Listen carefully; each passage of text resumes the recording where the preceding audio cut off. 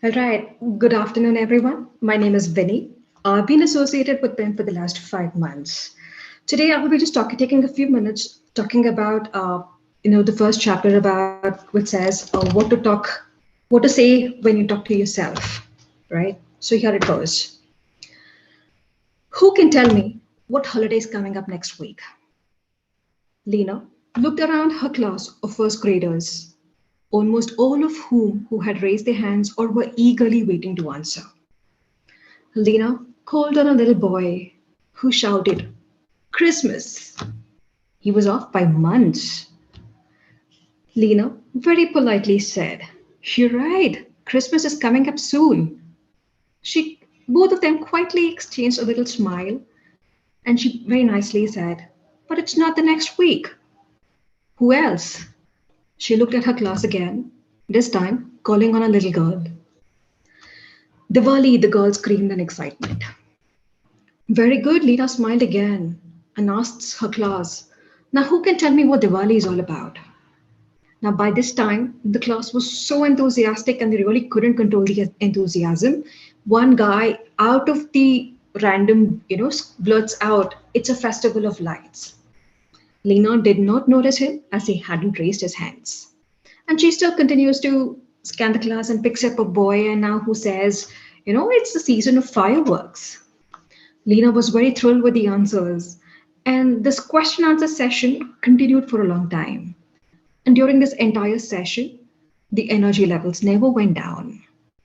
Nobody spoke without being called on. And the class ended on a very happy note. I was watching all this from a distance and it felt so good. And as when I turned my back, a thought lingered in my mind.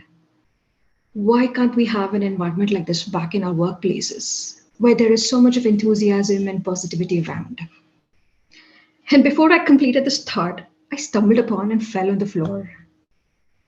It took me a moment to gather myself. And before I could, I was overpowered with another thought. Why can't this be a lesson for myself? Why can't I treat myself the way Lena was treating her students? Am I encouraging enough? Do I catch myself doing things right as often doing things wrong? And when I'm doing the wrong things, do I simply move on or am I still fighting about it in my mind? In short, what kind of classroom is going on in my head? I know we are our harshest critics, but at the end of all of it, shouldn't we treat ourselves with the same respect that Lena had for her students? Why don't we? Why do we fail so? The answer is simple, right? Possibly we've grown in a setting, that emphasizes so much of on criticism and never on admiration.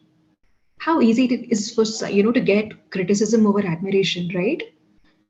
But this thought might even be a little dangerous. That what if I start going on easy on myself? If I start taking things so lightly, probably at this rate I will never accomplish anything, right? Now look back at the students, right? They were nothing short of being motivated of just finding out the right answer. They tried hard, right? Right. At the instance when their answer was right, they celebrated and were very happy.